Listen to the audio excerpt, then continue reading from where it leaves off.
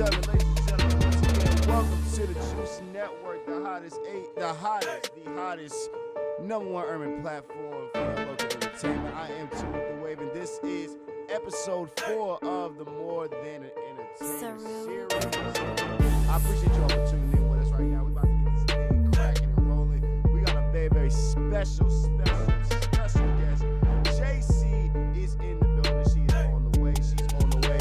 Right now, what I need you to do is, if you're enjoying this live, I need you to share this live. Share it to your grandma, your auntie, your cousin.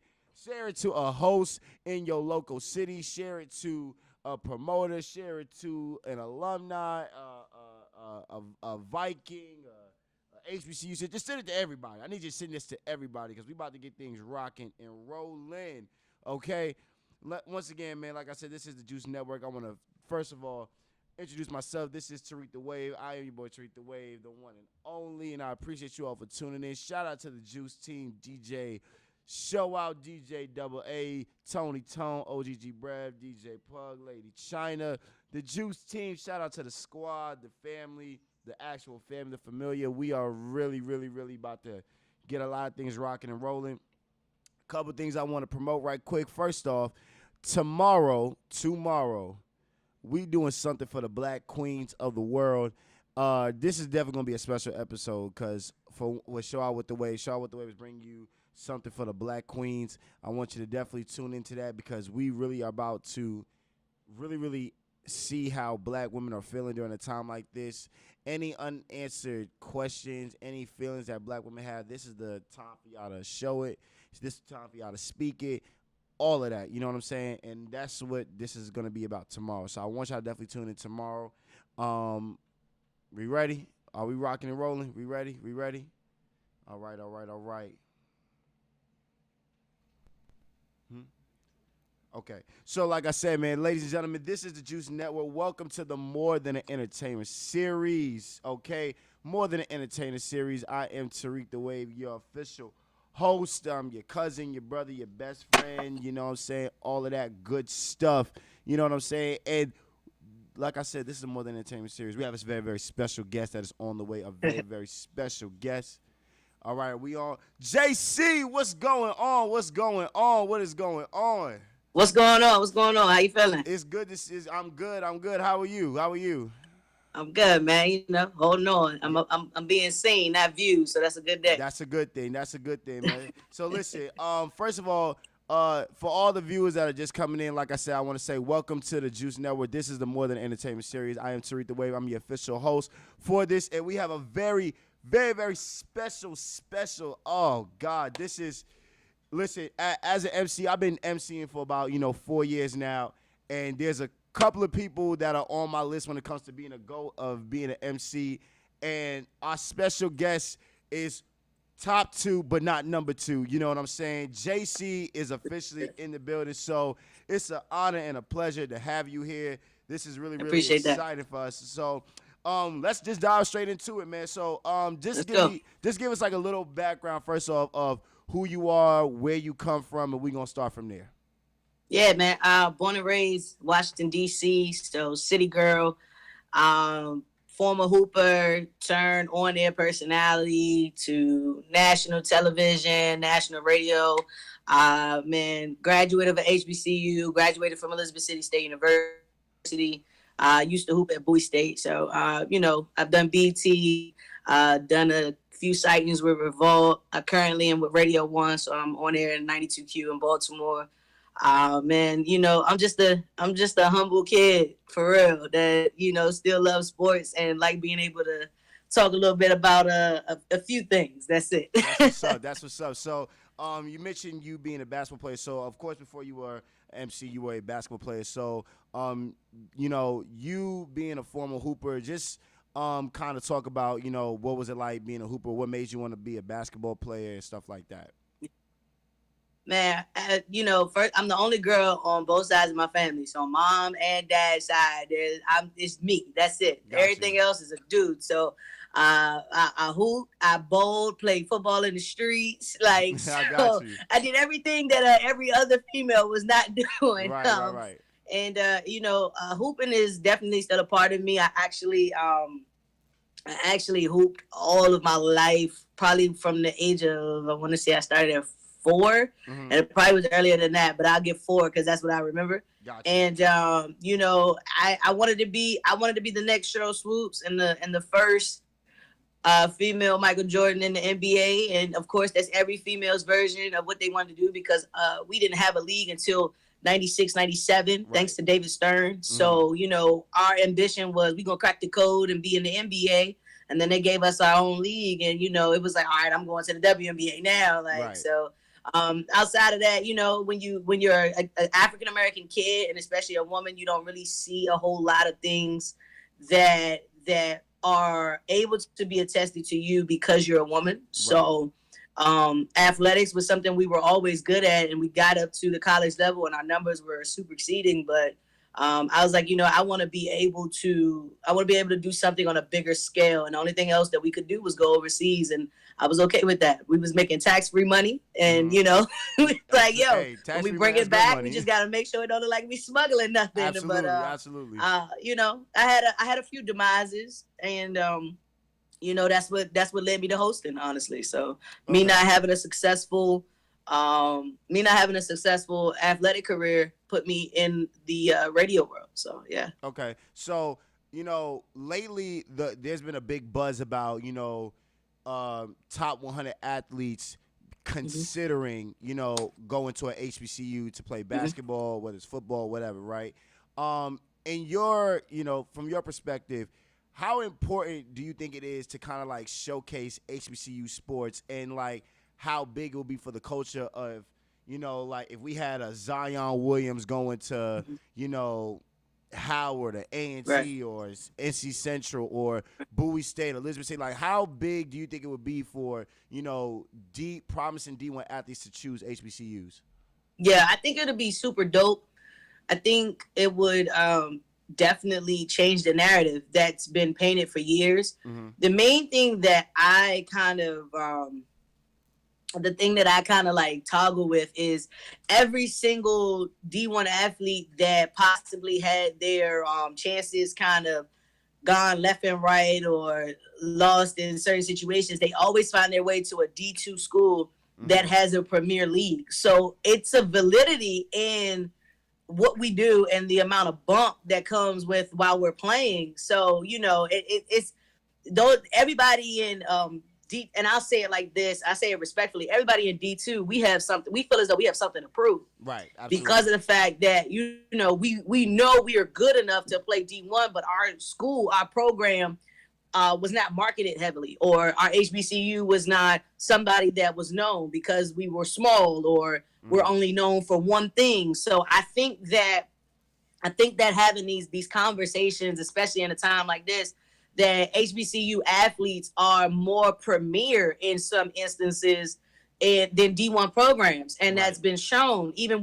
if it's just small, even if it's HBCU programs that are D1 that are still considered small, you know, it's still one of those things that it has the ability. I mean, look at LaVelle Moulton over at North Carolina Central. He proved that point. You know what I'm saying? Absolutely. So I think that the main thing is we don't know what we don't know. Absolutely. And then we don't market what we do know. So we don't utilize our advantages that we have. We look at them as negatives. And the best thing about Black people or Black colleges is the culture. So why not expose it and show them, because they're coming to our homecomings. They're listening to our music. Hello. You know, they're showing up to, you know, the tailgates. They know somebody that knows somebody, or they are directly involved with a school because they grew up in the area. They just chose to go somewhere else. And so I think the narrative that's painted in most homes about athletics is, you know, I know there's some money that's coming under the table. Right. So if I go to this school, I mean, let's be real, you know, like NCAA is the most profitable nonprofit there is in the world. Absolutely. So somebody's making some money somewhere. Somebody's for sure. And, you know, I just think, I think that, I think we need to highlight more of what we have currently in our D2 or D1 HBCU leagues. There's 107 HBCUs. So there, you know, FAMU, A&T, Central, Howard, like all of these schools are known, and that's cool, but they're known for their homecomings. They're not known for their athletics whatsoever. You have other programs that are better than those schools that have better athletic programs, but they're known for their homecomings. Like Southern is known for the class, and Grambling is known for the classic. So some of them are not truly known for athletics. They're truly known for the classics that surround athletics. Mm-hmm. So it's not simply about the game. It's not about the team. It's mainly about the event that's been charismatically built around the sport. Right. Drop a hand clap for that. That was so for you, right? What made you want to choose going to an HBCU, and why Elizabeth City specifically? All right, so I'm gonna be real. I tell this story all the time. Mm-hmm. I did not want to go to Elizabeth City. I'm not even gonna hold you. All right. Listen, but however, I love the fact that I went to Elizabeth City. Like, it was the best decision I never personally made for myself. So, HBCUs in general were always around me. Elizabeth City was always in my life in general because my dad graduated from there. My cousins, my aunts, everybody. That's like the family reunion that's never really planned. It's right. Homecomings and all of that. Yeah. And I just think that for me going to a HBCU, it was more of something that I could understand. I've been great at going to schools that were more intimate, and I personally didn't want to have to be late for a class because it was like 20 minutes across the way at a bigger school. So it's like, let me just look at how much I can benefit from going here. Mm-hmm. And and then Elizabeth City, like I said, it was my safe school, to be honest. So I had a coach who did me wrong, athletic director. They were the same person, and withheld all my scholarships. So I had to pay for all 4 years of school, and I never actually got a chance beyond doing preseason at other schools and things of that nature. I never really got a full chance to actually play in the conference. So, it was a big deal for me. Like, it put me back like 10 years mentally, but 1 year depression free. So I feel good about it, man. For real. Hey, hand clap for that. That's the story. They don't know what they did. Now, so with you not playing basketball, now somehow, some way you picked up a mic and you took off. Like, you went places that at least it looked like it. I'm glad it looked like it. You went places that people like me and all these other MCs would love to go, right? And I remember my first time seeing you, I remember it was my sophomore year. It was 2017 spring semester. We had this event called Trainer Day, and you were the host. And I remember you gave a girl on stage a copy of your book, which we're gonna get into that later, right? Okay. So, let's start with, like, how did you become a host? Like, where did you pick up a mic? Do you remember your first event? Like, let's go from there.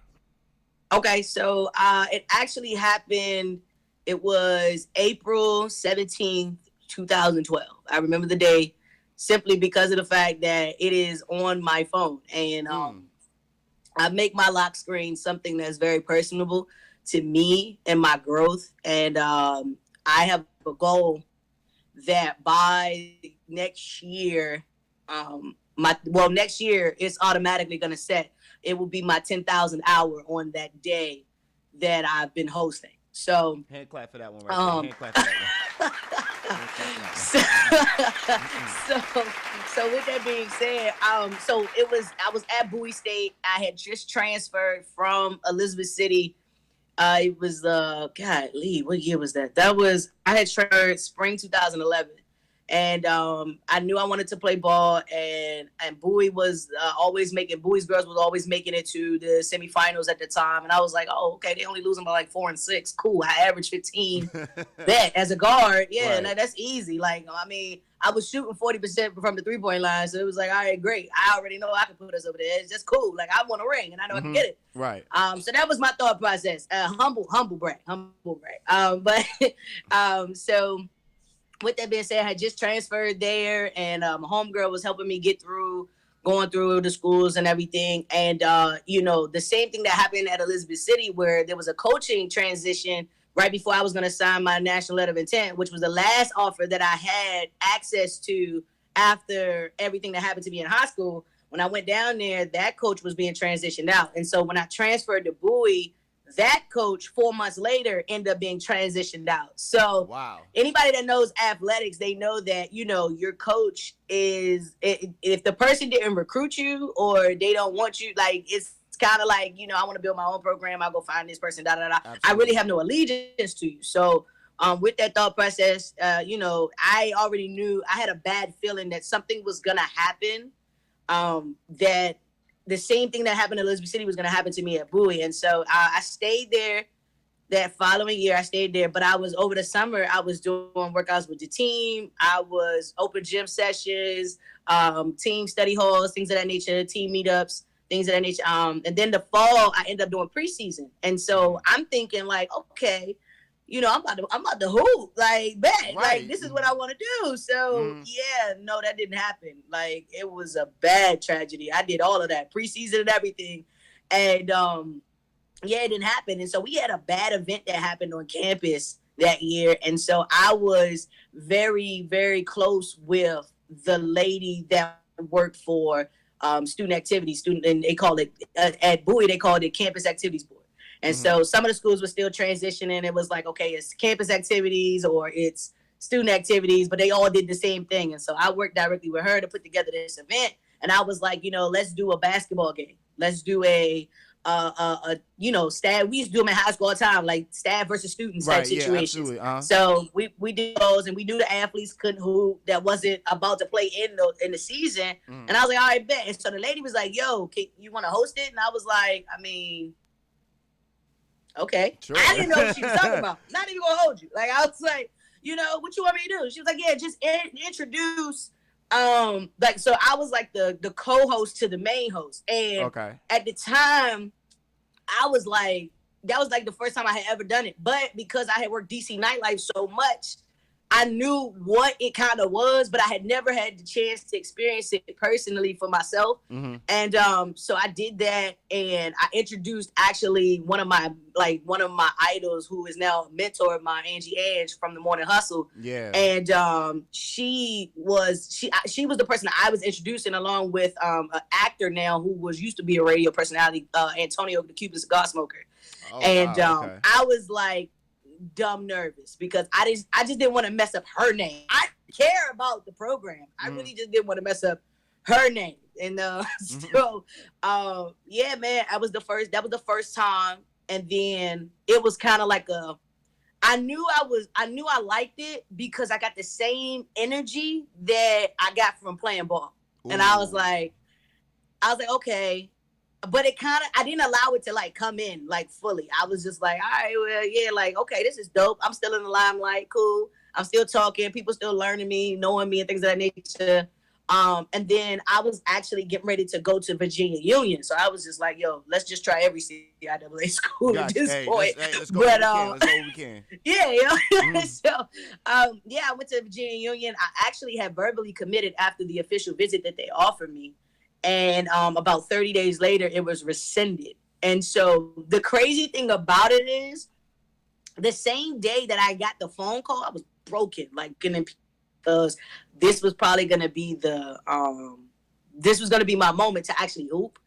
But the same day I got that phone call was the same day of the event that I had hosted for the first time. So it's so crazy how, like, the main thing I wanted to do was, like, falling apart, and the new thing that I was being shown was coming into fruition. So it was super crazy. And then I went to once I didn't play at Bowie, and then once I didn't go to Virginia Union, I ended up going back to Elizabeth City. And so shout out to my big bro whose birthday is today, DJ B-Out. Yes. I used to, so it was funny. I get back on campus. I'm still like well known because before I left, I was known. But once I got back on campus, it was like, yo, you back? And I was like, yeah, because I told nobody. Like, I made no announcement. I just showed up on campus. And I was just like, all right, cool. So I came back on campus and I started. It was like, yo, I had this debate one night. Not even gonna hold you. Had this debate and I was like, yeah, I need to eat cookout after this party tonight. So I only have like $6, and the party's like $5. So I'm not gonna be able to get a tray if I pay for the party. If you went to HBCU, you understand that struggle. You understand like having to sacrifice making $5 to $20 stretch for a cookout tray, then going to a party. It's understandable. Facts. Yeah, and the deposit wasn't hitting until like next week. So it's like, yo, if I'm gonna eat, I'm gonna make sure I eat really good at this point. And yeah, yo, so I ended up hitting B out up and was like, yo, you know, I'll help you carry this stuff in. So I used to help him set up before the party, and then one night, I used to stand next to him. You know, people, you know, of course, DJs, you got the person next to him. They like, all right, cool. Like, you got take everybody on stage. blah, I blah, think they with the DJ. Just and don't whatnot. let them come in. Yeah. So, understand. One night, I did what everybody else was doing, and it was like telling him all the requests. He was like, yo, you supposed to take them, but I ain't supposed to hear them this much. Yes. Like, and so he plugged up the microphone and was like, yo, he was like, yo, talk to them. Like, do something, bruh. Like, just talk to them. And so he gave me the microphone. He was like, yo, go talk to them. And I like, all of a sudden, I just started talking on the mic. And it was the second time I had done it. So it was like, but this was the first party I had done. Ooh. But because I had did DC nightlife, it's different. I had already seen. Yeah. So, and from that night, he was like, yo, I don't know what you just did, but from now on, that's what you do. And so because of my bro, I have a career. Yeah, man. So now you're hosting, right? Like, I know for me, when I started hosting, it was like I said, same thing.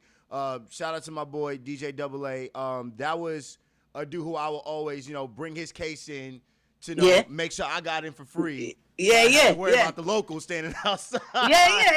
It's cool. I ain't got to worry about y'all. I'm already in. I'm in the club. You trying to get in. So, and, you know, I just know, like, you know, I remember as one thing somebody always told me is, like, when it comes to a DJ and a host, is like, the DJ is Batman and the host is Robin.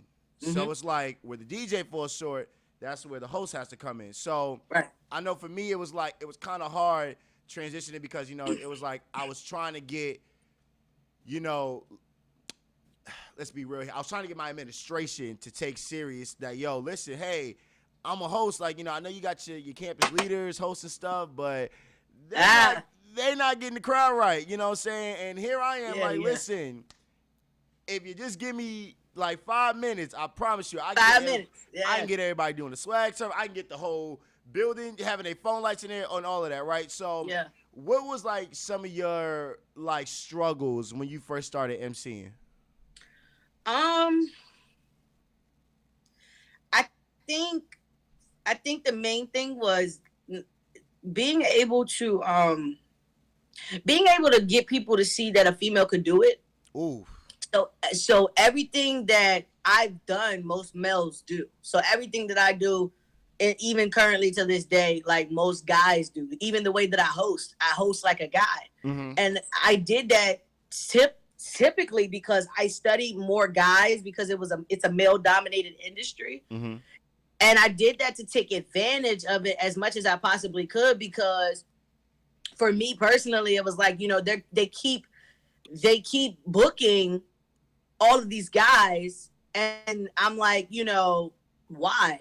And so I wanted to create a different perspective, a different narrative. That's the word, I guess, now that we're using. And I wanted to create a different perspective about women being able to do it because most women that do this profession, they're a model first or they the cute girl or, you know, they whatever it is. And, you know, it was like for me, I'm an athlete. Like I like flip flops and socks and shorts, and you know, I that's what I like to do. I don't have to, you know, show my body to have talent. And wait, say that one more time. You don't have to do. I didn't have to show my body to get talent. Yeah, I didn't.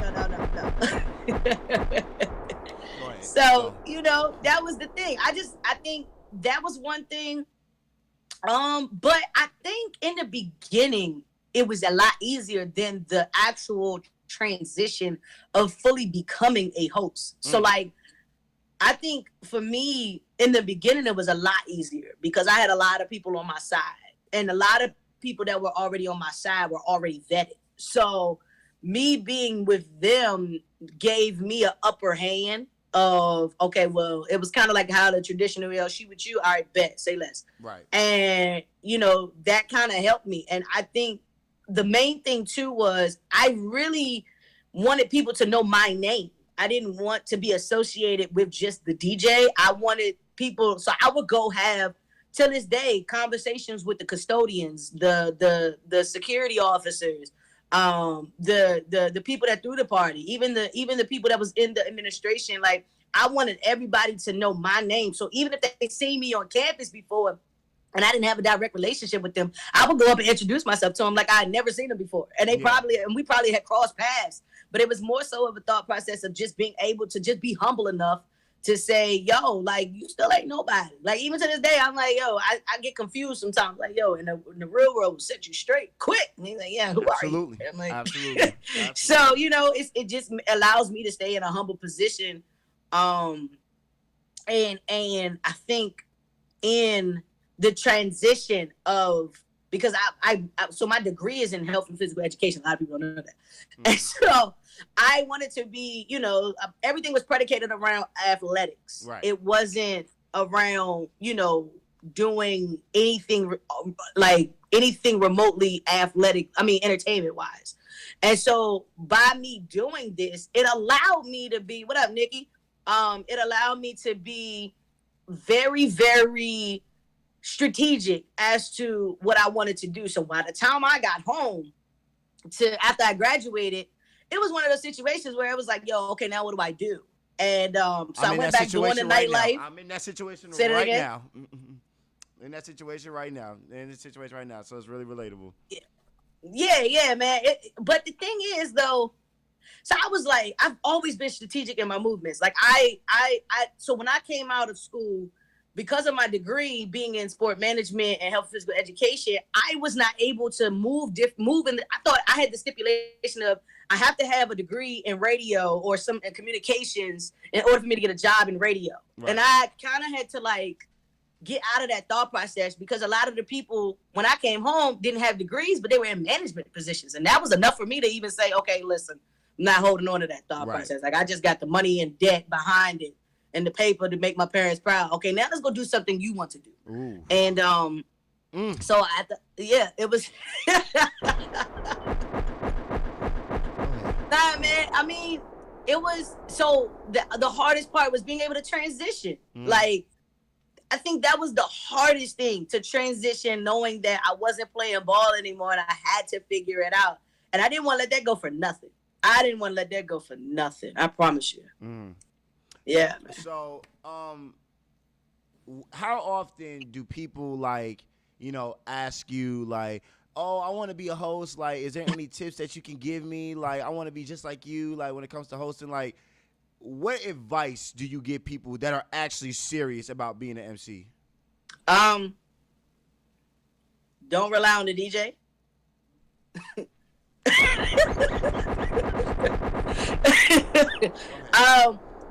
Outside of that, study other things. Like I as you hear me say, I'm pro athlete all the time. Mm-hmm. So not only did I watch things that were entertaining, but I watched other things that other people probably would watch. So I had another topic to talk about. I had ways to connect differently than other people. But the main thing that I always harbor onto and I hold near and dear, if you really want to be a host, you'll do what you need to do first. And with that being said, you won't have to accept money in order to figure out if you're gonna do it. Like, gems. The next thing that I would definitely say, and I've always said all the time, is, so I stay in a humble place. So because before I was on the stage, I was the person in the audience. So before I do my shows, I treat my shows like I'm about to run out the tunnel and play ball again. So I go sit in the audience, and whether it's in the top row or it's in the 6th row. Like I try to stay far away from the stage, and I go sit in the audience, and I go and sit there just to remember that you can end up right back here if you're not on your game. Woo! So I sit. It's my I treat it like my pregame, and because every athlete has their pregame, they post-game strategies. And for me, my pregame is being able to still remember the things that I said when I was in the audience. Like, oh yeah, I could do that. Oh, she sucked. Or he sucked. Or da, da, da, da. Like being critical and not realizing that it takes a lot to be on the stage to control a bunch of people, not the people that are drunk, because they automatically already go. All you gotta do is play their song. They don't even care what the hell you saying. They don't care. But if you can gravitate to that one person in the audience that at the end of the night they come up and they was like, yo, you did a bomb job. Like that's how I rate my events. If nobody comes up to me and say anything, whether that's speaking, whether that's hosting, I feel as though I had a horrible show. And then I know how to kind of the ability to self-assess. So I know how to, say, okay, I could have did this, I could have did that, da da da da. But it was one of those things where I had to make sure that I could stay in a humble place. And the last thing that I've always said is, I don't consider people who are in front of 500 plus people or 1,000 people, or I think my largest crowd was like 16,000 plus or something like that. And I don't consider those hosts. Like I don't consider those hosts. You know who I consider the host? I consider hosts for the people that can captivate an audience of 75 or less, because there's nobody else in the room. So you have to make sure that, they're spaced out. They're not going to sit next to the person they don't know. They're going to sit next to the person they came with. Exactly. So you have to make sure that you can have that engagement with those people. And so because I've been able to go do big events, that's cool. But I really graded myself on whether or not I could do this by the small events that I had, where they was like, yeah, we sold this amount of da da da. I'm like, all right, cool. And then you get there and it's like 50 nobody people. There, and they're like, all really. right, you still got a show. Make it seem like it's 5,000 in this joint. Absolutely. Yeah, man. Absolutely. So now, how did you know that your career was taking off? Like, because like you said, after, kind of like where I'm at right now, it's like, as long as I've been hosting, now that I'm out of, undergrad, it's like, okay, what's the next step now? How do I now get my foot in bigger doors? You know what I'm saying? So for you, how did you get your foot in the door, and like, what was that like? Oh man, golly. So I started doing like slight. I started doing slight radio on campus at Elizabeth City. It was my very first joint was at WRVS 89.9. Towards the time before I graduated, my internship, Elizabeth City had just got accredited for sport management.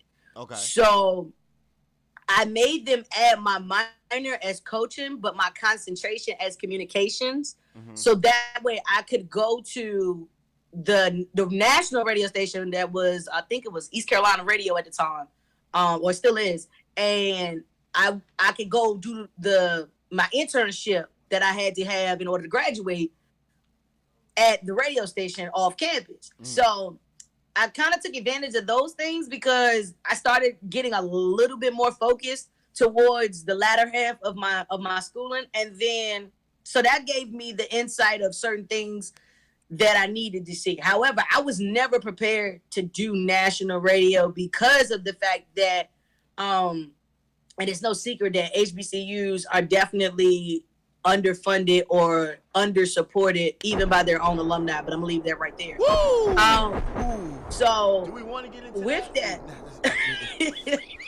So with that, I think okay, you know what? I know exactly when it was. So I crossed Delta in 2013. Shout out to the Reds. Hold on, drop the clues bomb for them. Shout out to the Reds. God. Hand clap. Shout out to the 45 faces of 42. Yes, all right. Centennial Edition. Everybody Yeah. got excited. So Everybody here got excited. so yeah, man. So I crossed Delta spring 2013 and 14, and it was so crazy because so 14 I went to the CIAA tournament for the very first time. And in a long time that I can remember. Like my parents used to tell me when I was a kid, but that was the very first time I had been to the CIAA tournament. That was, I think that was it. Was that the one? Yeah, that was the very first time I had been in a while. And so when I went, I was on a mission. It was me, B Out, LG Burner, so the whole full circle squad. And so we pulled up, but they like, yo, we about to go this way. I'm like, yo, I'm going in the arena. And I wanted to see if there was like my mind was, yo, I want to be on the court. Because my coaches at one of the schools was like, yo, you'll never be good enough to touch that floor. Woo! Like, so the worst thing you could tell me is what I'm not capable of doing. I'm gonna find a way to be capable. And I took that fire and I went and I followed, like I was looking around for like a couple of days. And then I never forget, I went in there one day and I was like, yo, this is about to be the end. I got to make sure I see who it is because I don't know if I'm going to be able to get back in the arena. And I was like, yo, so all right. I call up a couple of my friends. I'm like, yo, hook me up with the tickets to get in. So I got in the arena and then I sit like right by the tunnel to see how everybody was moving. And I moved seats like 6 times probably. And it was one time I was paying attention to this guy. The guy was moving around and he was 1 minute he was on a microphone, the next minute he was handling talent. And so I was like, okay, who is this guy? So I just started studying this guy's movements and he was coming up the stairs randomly. And I'm sitting like anybody that's been inside a Spectrum know like they're like 4 sections of like a bunch of chairs, and then it's like you got the one is by the tunnel has the stand where the camera guy is for the NBA games. Right. Okay. And I'm sitting by where the stairs are, and I'm watching him walk up. So as he's moving, I'm moving, but he doesn't see me. And so he's coming up the stairs with my girl Demetria McKinney. Shout out to her.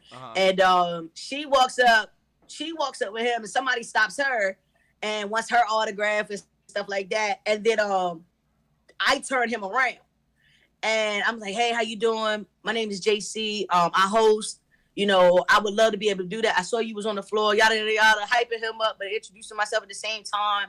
And because that's a key. And I'll say this, never make it about yourself first. When you're introducing yourself, always, hey, I saw your work. And, I just wanted to make sure you seem like you are a very important guy. Everybody's tapping you on the shoulder. At least have some sort of personality because they're going to pay attention to that.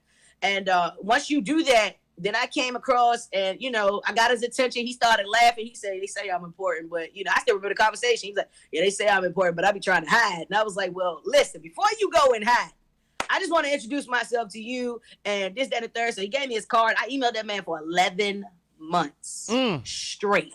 11 months straight. In the 11th month, as they say, is the 11th hour. Literally, in the 11th month, he texted me and he emailed me back and was like, "Yo, all Scott, what up?" He emailed me back and was just like, "Yo, yeah, you could come down. I can't pay you, but I'm gonna give you an opportunity, and you can do the games, the opening games on, I think it was like Tuesday and Wednesday at the time." And he was like, yeah, you can, if you good, you can swim. If you're not, you can sink and you can enjoy the rest of the week, and you can stay down there with us. And I was like, okay, cool. This guy had never seen any footage of me. He had never seen any of my work. He's never seen, and I ain't had nothing to show him, to be honest with you. So I was kind of grateful he didn't ask. So, that's another thing. Make sure y'all get somebody to just record, record you on your phone, do it the horizontal way, do something, right? Show some footage that man, you actually got control. Yeah, he brought me down. He brought me down there, and the very first time I got the mic, he's like, "You ready? Are you up?" And I was like, "Okay, so what you want me to do?" He was like, "Yeah, go do this, da da da da." I go out there, get the crowd's attention.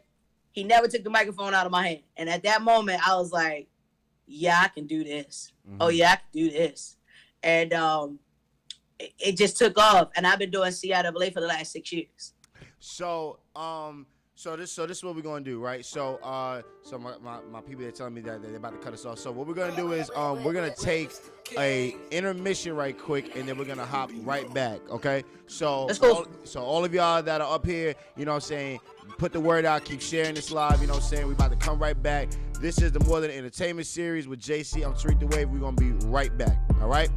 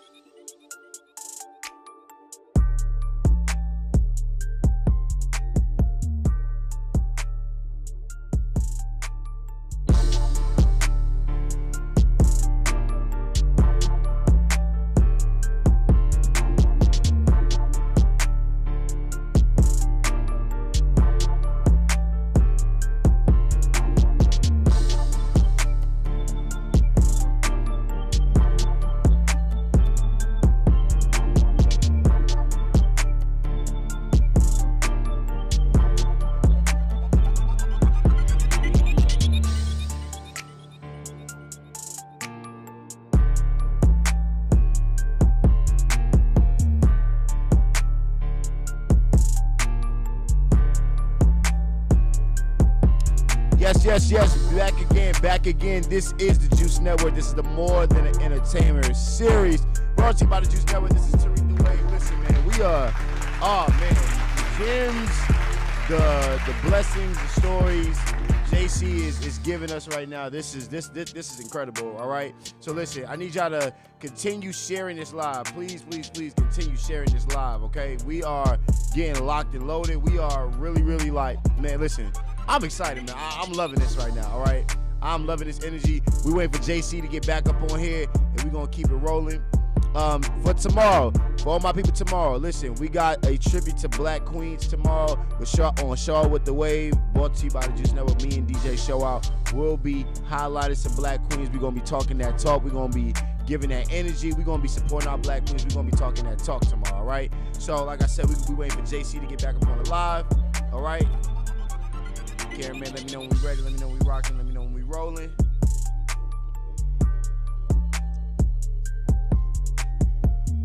We good?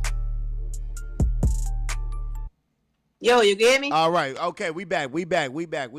All right. So ladies and gentlemen, we got JayCee in the building. If you're viewing this right now, please share this live, man, because we are dropping some gems. And if you know a host, if you know a host or entertainer, DJ, share this to them, because this is a story that we could all relate to. This is a story that we could all learn from, and this is just some gems that we could all soak in. You know what I'm saying? So. Getting back to CIAA, so you got the mic at CIAA, right? And I was doing my research on you, and I saw an interview where you were saying how you did CIAA for 3 years for free, but there was a purpose behind that. So if you don't mind, kind of like talk about that for a second. It was like, sheesh, it actually ended up being 4. I just ain't never say it. Oh, wow. Okay, it's all right. No, you're right. But you're right, though. I didn't say it, though. You're right. Yeah, man. So, I ended up doing CIAA. The first year I won, I was a new kid on the block, so I was just excited. 2 wonderful parents that have supported me throughout my dreams for everything. Shout out to my right-hand man, Flood, just checked in. And so I was hungry, man.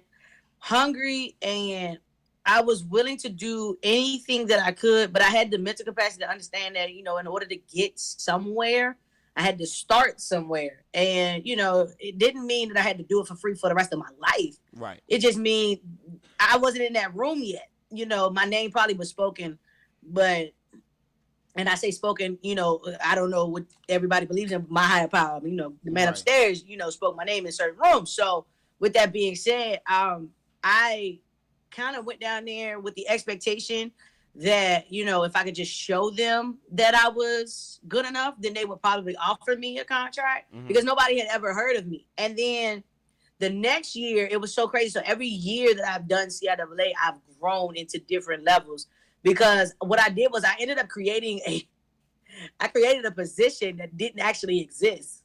So they had hosts, but they only had them for TV games. And so for people who don't know, CIAA is not necessarily televised all week. It only makes Aspire TV on the weekend. That starts Wednesday evening. They check in Wednesday. It starts Thursday.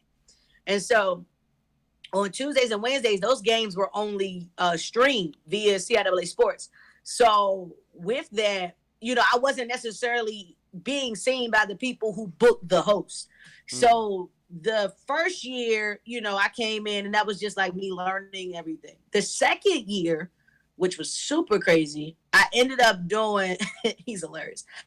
I ended up doing, I think it was Tuesday, Wednesday, and mind you, Tuesday and Wednesday alone is a total of, if I'm not mistaken, it's a total of 12 games. Ooh, okay. So that's from sound check at 8 in the morning, first game at 10. I might leave at like 1 to be back at 8.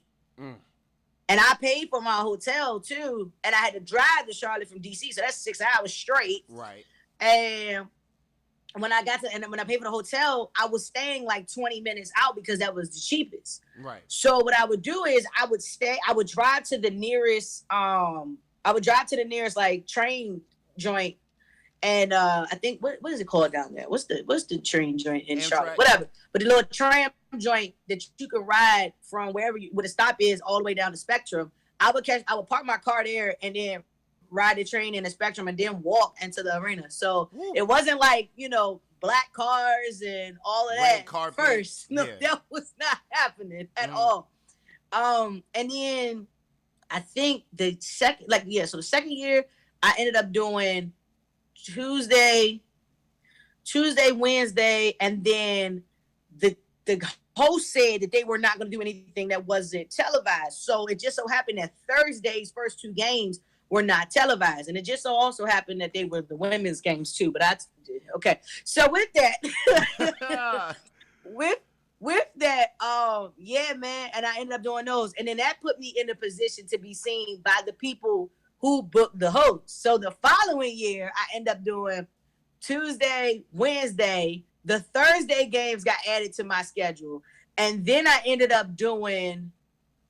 I was around. I think I was around, and then my homeboy ended up who had those all of the booking handed. Oh God, was it? I think it was Super Saturday. That's when Super Saturday was in the arena, and it was like, and that hit my largest crowd that time. And I humble brag. So the kid McDonald's came in at the time when McDonald's was one of our partners. McDonald's came in and they had this guy they booked, and it was cool. Like, he was supposed to be the host, but he said that he was only going to do the McDonald's reads. So there was a bunch of CIAA reads that had to be done, but he said he was going to do them. So my guy says, "Yo, I need you to do Super Saturday." And I was like, all right, cool. Now, mind you, I've always wanted to do Super Saturday because Super Saturday was lit. That's the best day. Man, it was the worst thing they could have ever did. I said, "Yo, is he sure he wants me to do the reads?" He was like, "It's not a matter of whether he wants you to. I'm telling you to. So you're going to do it." And I was like, "Okay, you realize I'm about to be on my..."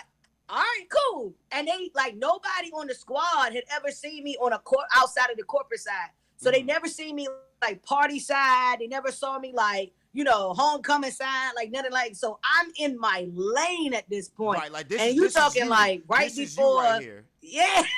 This is you talking right before the DJ battle, and that's when Bobby Drake was DJing at the time. And so I was like, that was the year after he had retired, and that was the same year that Trails won. Shout out to my boy Trails. DJ, hey, yo, drop the clues by DJ Trails. Yeah, that was the same year he won. And man, I had no voice. Because I had done like so many different other things, because they ended up asking me to go to Fan Fest and host Fan Fest. So like my schedule just started going like doom, doom, doom, doom, doom, doom, doom. Like, and all this started from me sitting in a seat and chasing a guy for 11 months. Right. So, I think that was the crazy part. And then it just came down to the fact, all right, look, listen, I'm paying for all this stuff. I got to figure out how to get paid, man. And I never forget the year that they saw me do Super Saturday. The guy was like, "Yo, I don't know who you are. My name is such and such. Listen, I don't have any money for you, but here's a $200 gift card. I know it's not enough, but I just want to say we appreciate you for doing this, that, and the third." And yeah, so that was like the first real payment. My first real payment from CIAA was $200. Wow. Wow. Mind you, when I first started hosting at Elizabeth City as a student at Elizabeth City, this is just me doing it with B Out. This is me still figuring out this career. This is me still doing whatever it is that I'm thinking I'm doing or I'm about to walk into, not realizing that I'm really walking into it. I walked back to my room from hosting a comedy show that Alex Thomas, Spank Horton, all of them were on. I hosted. That was my first real celebrity joint that I did. And when I did that, I went back to my room with a check for $1,500 from my school. Yeah. So my first real payment happened within my first 6 months of actually doing this. And it came from my university. So that's the reason why I always, plug Elizabeth City. I really plug my guy because he really fought for my check. And yeah, I got $1,500 to go back to the room during homecoming. Can you excuse me 1 second? Y'all, imagine if motherfucking Central gave us $1,500 to host some shit. My nigga, do you know what I could have did with that? You know how many textbooks I could have brought? Dude, yo, that concert, I'm sorry, my dad, it's not about me. All right, all right, So I was, listen, so imagine going from 1,500. Okay, I'm sorry. All right, imagine going from 1,500 to 200, but you had to realize that the moment is so much bigger than the money. So it was like I was cool with it, yo. I was cool. That 200 felt like the same 1,500 that I got on campus, yo. I was kind of like the richest kid during homecoming. That's a refund check. I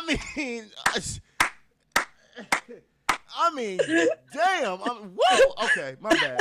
Said I was gonna stop cussing. All right, so, boom. All right, wow. I forgot. I forgot all about that. God, man, 15. My bad. Lord, 15. Lord. All right, so. Somebody said you stuck. Yeah, I'm stuck. So hey man, listen, do me a favor. Don't go blast the school at this point. Bro. I'm not. All right. So boom.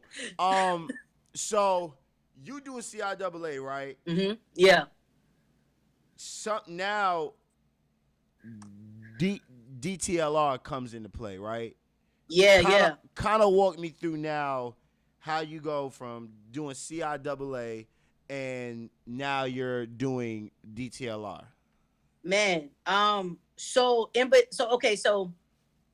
between doing that, I came back to Elizabeth City and I hosted at Elizabeth City. They started booking me for homecomings on a regular basis. So my checks were coming from Elizabeth City, guaranteed. I knew I could guarantee Elizabeth City every year.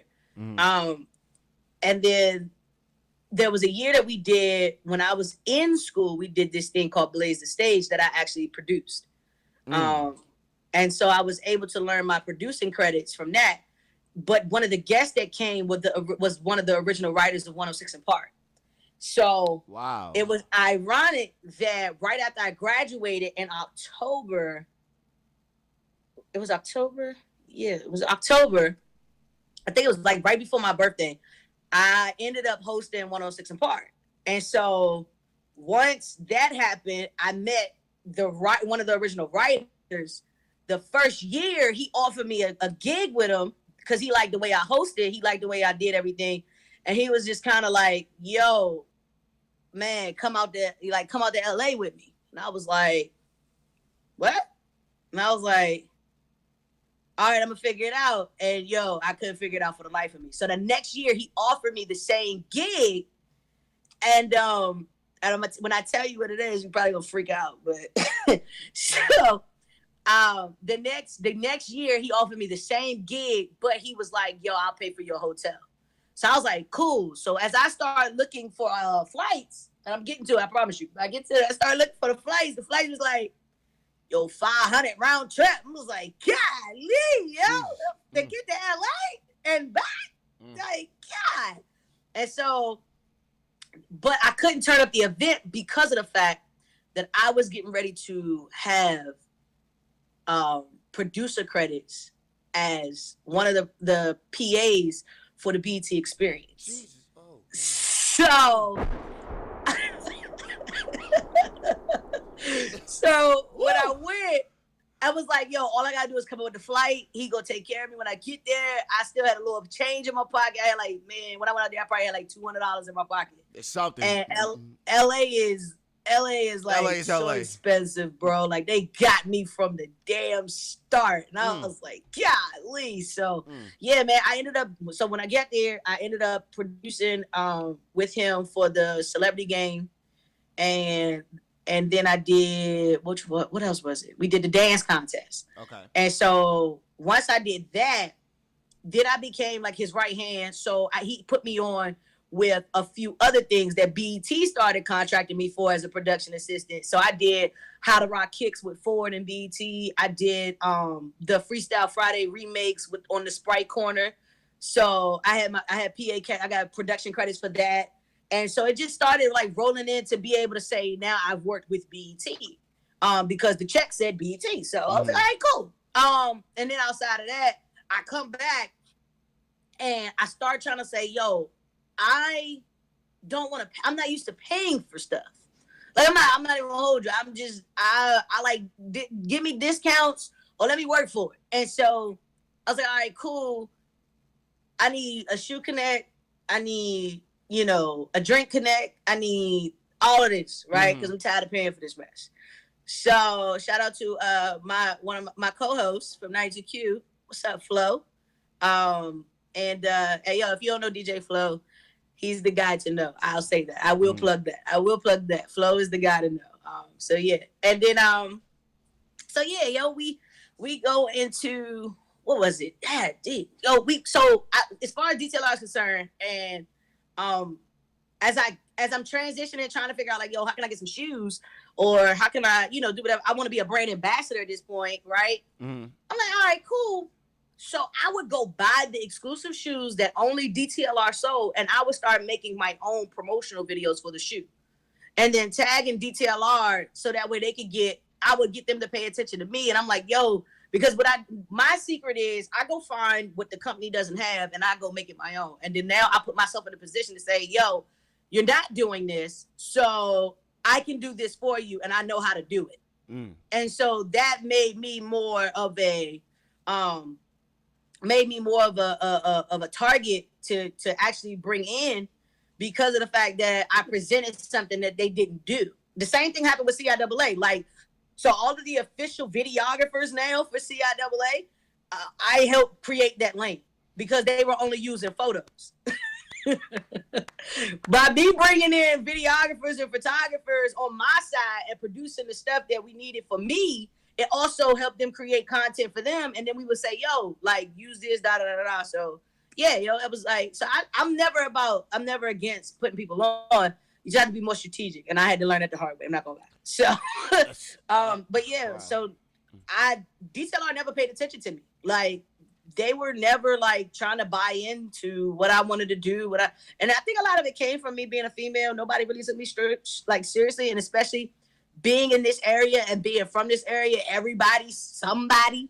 So it was like, all right, cool. Yeah, all right, we're going to see. And so honestly, what got me in the door with DTLR is my nonprofit that I have called From Sagging to Suited. And so... Going to get into that. Okay, go ahead. So, yeah, so I take kids out of sagging pants and I put them in custom tailored suits. And I hate sagging pants. Not gonna lie to you. I think it's the worst thing ever. So, I'm big on if you got a complaint, find a solution for it. That way you can shut up. And I wanted to shut up. So with that being said, good. That's how I ended up. That's how I ended up getting DTLR to pay attention to me. And so at the time, it was like I knew they did radio, I knew they did social, and so my nonprofit walked me in the door when I was trying to just come in like everybody else that they had already had. They had plenty of people that did that. Like, they got marketing reps, they got to do all that.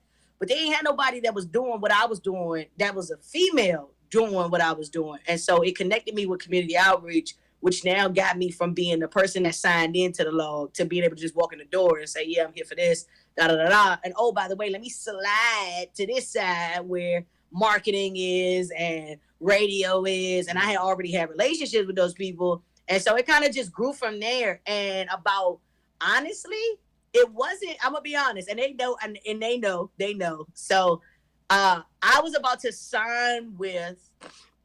I was getting ready to do a deal with Fila and Shoe City. Wow. And it was the night we released the bowling New Balances. Shout out to, the Fast Lane New Balances that my guy Junie did. Shout out to June Sanders at DTLR. And I was getting ready I was so mad because the event was like, it was like DC versus Baltimore. And I'm like, yo, I'm from DC. I'm on air in Baltimore. Why ain't nobody put me on the team? I went in there with a vengeance. I was like, yeah, I'm about to go do Shoe City. See y'all niggas later. Right. Da, da, da, da. Man, it won't even like a day later, like 2 days later, I got a text message, can you come to the office? And that's when I started rocking. I've only really officially been rocking with DTLR personally, like from the JayCee side, for a year. It took me 5 years. It took me 5 years to get in the door with DTLR. Wow, amazing. It's hustle, man. You gotta be strategic. That's it. So patience. That's all. Wow. Let me get one more hand clap because there's a lot of gems that's getting thrown around right now. It's a lot. So we call this series more than entertainment because it's more than what you see from the person. Like, it's more than just you being on the mic. It's more than you just being on the turntable. It's more than you just being in the studio. You created, like you said, a non-profit organization called Sagging to Suited, right? I Right. know it was created for your brother that went to prom. So just kind of like talk about that, where that idea came from, and how it has helped a lot of young people in upcoming years. Yeah. So little known fact about when I host, I always imagine that I'm talking to my little brother because I feel as though that he's the only person that I really don't get through to automatically, and that's possibly because of the fact I'm his big sister. Right. Everybody else will listen, but he wants to go do his own thing. So I wanted to be an example that he could have, and it's not that we don't have our father or our mother in life. We've been blessed to have our parents in our lives that have 25 years married. So we didn't have that type of background. But I knew I didn't want him because we were always that. Well, you go to church. Okay, you got the church family, and they come and they dressed up, they matching, yes. and yeah, that was us, right? Yes. The family photos every Sunday, right? Every single Sunday. Every Sunday. So it wasn't that he didn't know how to dress. It was during his prom season, he decided he had to go to 2 proms with the same girl, and I was like, "Dog, what is happening?" Hand clap for that. Oh my god! All right, Oh my god! I went to 2 proms. And, My 2 proms was lit. All right. and so we ended up having to find him 2 outfits, and so I helped him put his prom stuff together. And while I'm there, it's a kid watching me do his stuff, like watching do my brother's like his stuff, helping him suit up. My dad was there, and I was like, nah, I don't see that, nah, and I was like, all right, cool. And so the little boy was like, man, yo, like, that's tough. And I was like, well, what, you going to prom too? He's like, yeah, but mine don't look like that. So I helped him. And when I helped him, the little kid ended up winning prom king. Wow. And it was so crazy. So yeah, man. So with that, it was like, yo, this is crazy. But I had a conversation with him. I was like, yo, all right, before I help you, you gotta put your pants up. He's like, for real? I was like, yeah, man, you gotta put your pants. I said, I can't help you. See his pants his pants ain't off his behind. Come on now. And so he pulled him up, and that's how I helped him. And then I was like, man, I hate sagging pants. I kept complaining about it. But I always said I wanted to do something different in my community. I always wanted to, I want my name on the field. I want something. Like, give me something, right? So, but I realized that I had to do more first. And so that was the natural way of me being able to do something that I love doing, love fashion, love clothes, love being around. I've always been around guys, so it's not something that's naturally different for me. And, every woman loves a man in a great suit. So it's like, all right, cool. Right. So I was like, all right, cool. A lot of people don't know how to do that, though. A lot of guys don't know how to put on suits. That's very true. Very, very true. Tie-ties, they still wearing clip-ons or, pre-tied and stuff. So I was like, I was like, all right, cool. Let's figure this out quick. And as athletes, we have to be dressed for like banquets or game day and things of that nature. And so most of these kids, they got Sperry's with, a blazer, polos, khakis. So I'm like, yo, let me introduce them. So when we put them in the suits are used for them to have not just for prom, but now they go into college because we get them into college as well. So I have 16 guys. I have 16 guys that came through the program. Now, everybody can't be a winner, but out of 16%, we have a 90% run rate of success, and so it's 4 of them we're working on getting them back in motion. 2 of them are entrepreneurs. No, I'm sorry, 4. The other 3 are entrepreneurs, and then it's 9 of them, if I'm not mistaken, my count is right, 8 or 9 that are in college on scholarship. Wow. So yeah. Hand clap. Honestly, I think that's probably my most. I think that's probably the thing I'm most proud of, to be honest. My nonprofit, because I don't. The reward I get is not physical; it's an emotional attachment that's to it. And to see these kids' faces, to help these parents who never thought that their kid would go to college or live out their dreams to play football or basketball or, be entrepreneurs, because we take them to college. We take them on a college tour. Biasly, we take them to Elizabeth City.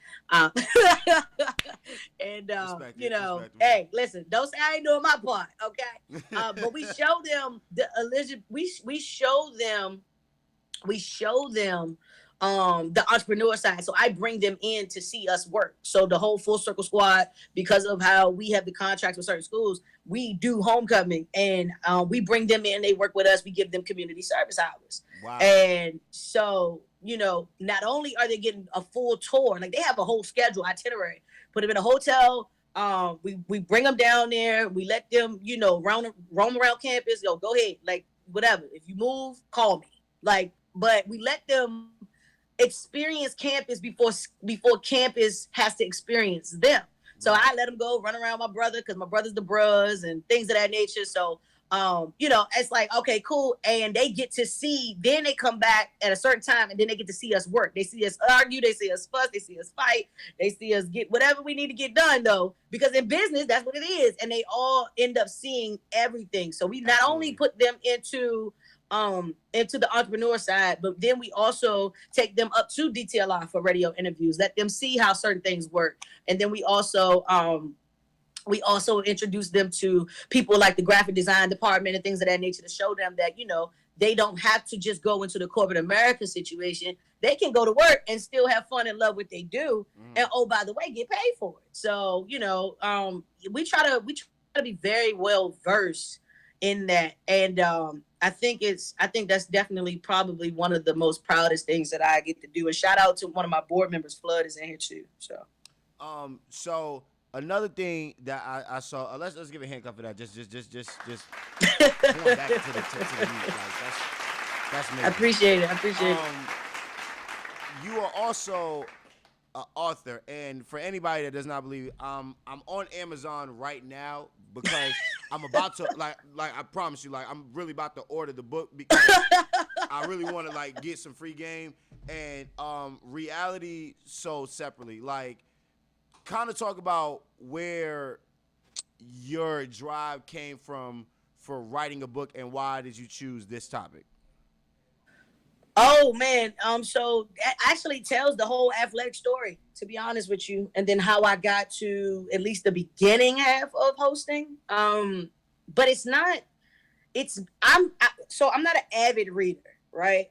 I'm a visual and an auditorial learner, and but my vision in reading was never something that kind of sustained me. I can't do the same thing for a certain amount of time, and it just drives me insane. So I am big on motivational quotes. So what I did was, at the time, I was like heavy and losing weight, and I got to get back to that. Like, hey, quarantine killing. Yeah, but with that, I was able to tell my story in motivational quotes. And with that, with the quotes, I told the story in parables. So it's a quote, then I tell you like a little synopsis, and then once I get out of the synopsis, then it gives you a workbook, and you can write down what your thoughts were and how what you think about in this moment, because most of the people relate to everything that I've said. I've spoken at my church and churches before, and they bought the book and book releases that I had in the past, and I've had grown people, like I'm talking like 40 plus, 50 plus, in my church, walking to me like, yo, your book saved my life. I was like, what are you saying? And so it's just amazing at how, this kid can help inspire people that still at an age that's older than me, some are like 2-3 decades older than me, and they still like, yo, I use like I'll give you an example. One of my homeboys, he owns a restaurant up here. He be like, yo, your book stays next to my nightstand like every night. So it's and I chose that title because at that point in time in my life, my reality was something that was non-existent because I wanted to hoop. So it was sold separately. Like the second half of my life was sold in a different way, and I didn't want to pay attention to it. And so it's just a tale of the words. And reality comes in different ways, whether you're prepared or not. And it was amazing as to how I was able to go through that, because I honestly thought that I was becoming a burden to certain people by talking about the same thing, but it was a depression kick in. And anybody that's ever played sports knows there's an internal grieving process that you go through that people don't know. Like, it's like once you become a former athlete, Like, it's like, yo, wait a minute. What are you talking about? Because Like, it's like nah. all those years of practicing, like maybe like getting up at 4:30 in the morning, going to Dude, practice and then you gotta go to dude, class, then you gotta go back to practice and study hall and stuff like that. dude, my day started at 4 in the morning. My day started at 4 in the morning as an athlete. And I was like, yo, I can ask me to do that right now. I'll be like, yeah, no, not happening. Yeah, not happening. What up, big bro, patient? Come on, ciao. It's my guy. Yeah. You know, so it was an interesting type situation. I call him patient because everybody else call him PJ. Right. But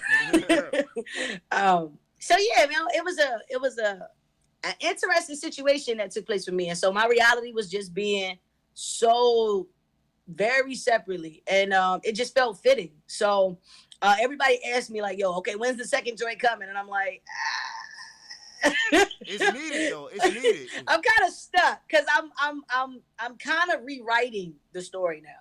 So it's super crazy. You know, and actually, so because of my book and my nonprofit, I actually got awarded. By my favorite spirit company at the time. I was doing some brand ambassador work with them too. So I actually got awarded by my favorite spirit company, and so now I just get a bunch of free of these things. That's what's up. Let's shoot.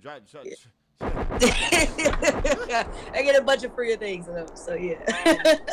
So for you now, like it's like, you know, because of quarantine, you know, it's pushed back a lot of things for a lot of people, you know, entrepreneurs, business people, all of that, right?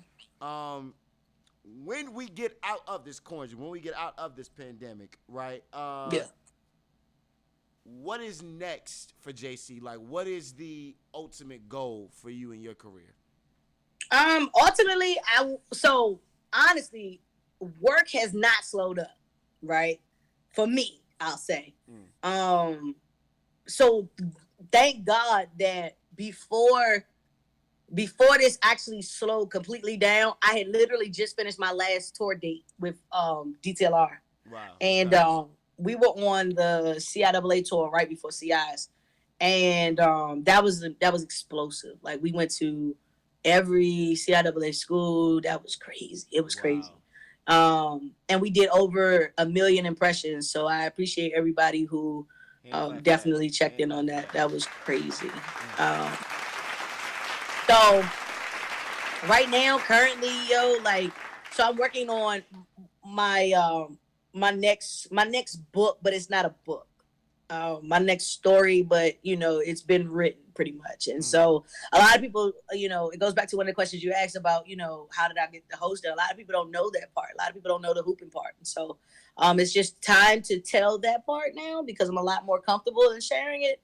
And so I'm going back into the athletic part of it because it's ironic that hosting keeps me in the athletic realm. So, I'm still hosting basketball games. I'm still talking to students.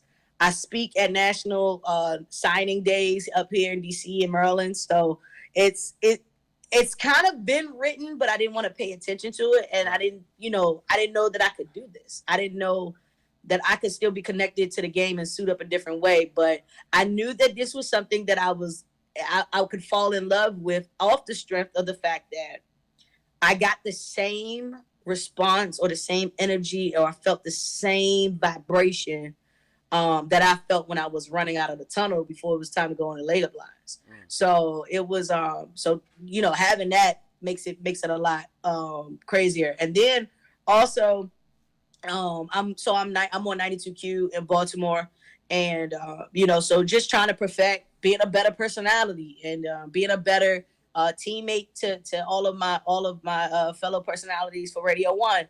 And the last thing would be, honestly, so I want to replace Ellen. And I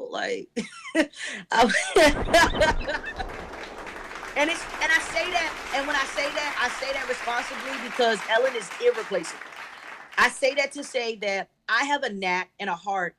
Part of my real name, the meaning of it, has loves to help others, and Mm-hmm. that's part of the definition of it.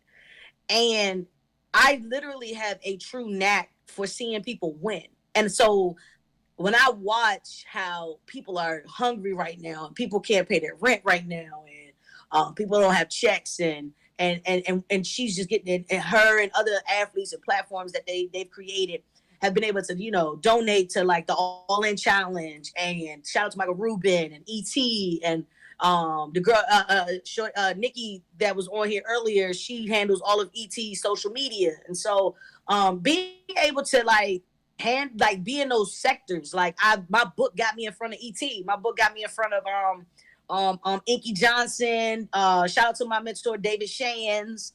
So I've been able to sit in a lot of rooms with a lot of people, but sometimes it's like you're sitting there, but you're like, yo, like, do I really belong here? And you start questioning it. And a lot of that times is because you really haven't triggered your passion. You're just triggering the talent within the passion. And so because my talent, is talking, and I love athletics, it's like my passion is always going to be sports. So my goal is to hit 1 million athletes, help them, former athletes and current athletes, speak to them and help them learn their purpose beyond sports. That's the new thing, purpose beyond sports. And that's what it is. So we're getting ready to release that soon. We're going to do it in some unique ways. And I'm excited about it because I'm getting ready to connect the whole dot. So most people just see the hosting side, but they don't get to see the backstory. And right. So, I think that's what makes me more, in a way, attractive to other people that share the same sentiments. They just don't do what I do. So I can't necessarily tell somebody how to host because I wanted to hoop, and I just so happen to know how to talk, right. And so I think being able to know your lane and know what you're supposed to be doing, and actually hearing those things and utilizing those things allow you to be as formidable and flourishing as you possibly can. So yeah, I'm excited about the next chapter. It's already in motion. It's already in motion. That's what's up. And one last thing before we get out of here. What up? I know on your page you had this thing, like no cap, with JayCee, right? And it's like you giving hold on, can we give a hand clap for me? Because I did my damn homework, yo. I did my damn homework on this. You did your homework. I did my damn homework. You did your homework. You did your homework. You have this no cap series, with you, and you just giving like motivational talks and stuff like that to people. Mm-hmm. Just from two people coming from a product of an HBCU, if you could, before we got here, just give like a little no cap JayCee message to a person who is considering an HBCU, or athlete that's considering HBCU but just does not know if they would fit in that type of environment because of all the back talks that they have about, HBCUs don't have no money, HBCUs, they sometimes don't always do the right thing by their students.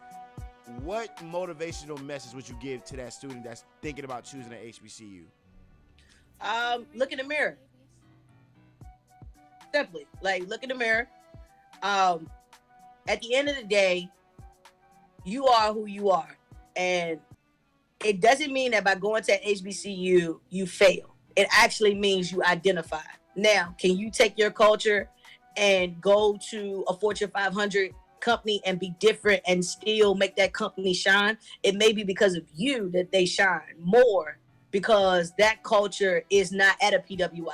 And I don't have anything against PWIs. I just know that there's a reason why Confederate statues are coming down and names are coming off buildings. It's because they want to appeal to more Black people, while we already appealed to schools that were built for us because we weren't allowed to go to PWIs. We had to create our own colleges. We had to create our own universities because they didn't want us to learn the things that they had. That's the reason why they are a half a mile ahead of us. I will say, I won't give them a full mile. I'll give them a half a mile. And so there's a reason why they still find their ways at our HBCU homecomings, our tailgates, our basketball games. There's a reason why they still try to find these ways to have quote unquote diversity and inclusion people. And those are the only reason why Black people are hired in certain companies. So at the end of the day, why would you go somewhere that will teach you another history and you don't know your own first. So know who you are first by looking in the mirror, and then identify with others that can actually share the same sentiments and help you get through those things. Because I don't know that a D1 athlete who has been silver spooned in an athletic program would understand the struggles that I went through as an HBCU athlete. And so with that, it's not a bad thing. It's really not. It's a reason why ESPN still doesn't show things until like today. Morehouse announced that the football program was going to be canceling their season. Why is that the first time Morehouse is coming across ESPN regular channel? So, I could talk sports all day, but the main thing is choose what's best for you. If a PWI is best for you, go. If a HBCU is best for you, come on, we welcome you with open arms. But notice I say at an HBCU, we welcome you with open arms. First thing I said. Ladies and gentlemen, this has been the More Than a Entertainment series. I think I'll go on the record and say this is probably like our best one because real gems was dropped. JayCee, from an MC, from a host standpoint, your story is very, very near and dear to a lot of people. It's relatable, especially to somebody like me. I would say what you're doing right now is impacting people like me, is impacting people like DPDMC, is impacting people like CDK. It's impacting a whole wave of MCs, and not just MCs, DJs, HBCU students, and just young girls that struggle, or just athletes that just struggle with what's their next move. So I say to you, I thank you for your struggles and your sacrifice, because it's made a pressure to a diamond. You've become a diamond out of that, and I hope that one day I'm able to follow some of the footsteps that you created for a lot of people. Man, you already in them. I appreciate it. And like I said, ladies and gentlemen, this is JayCee. This is More Than Entertainment Series, brought to you by the Juice Network. JayCee, we appreciate you rocking with us. We appreciate this interview. Tomorrow, we will be me and DJ Show Out on Show Out with the Wave. We will be having a tribute to the Black Queens. Please tune in. We got special guests. We got a whole bunch of black women that are entrepreneurs. Note I said black women that are entrepreneurs, and even if they got a 9-to-5, they still making it work. You know what I'm saying? This is the Juice Network. JayCee, we appreciate you. Ladies and gentlemen, we out.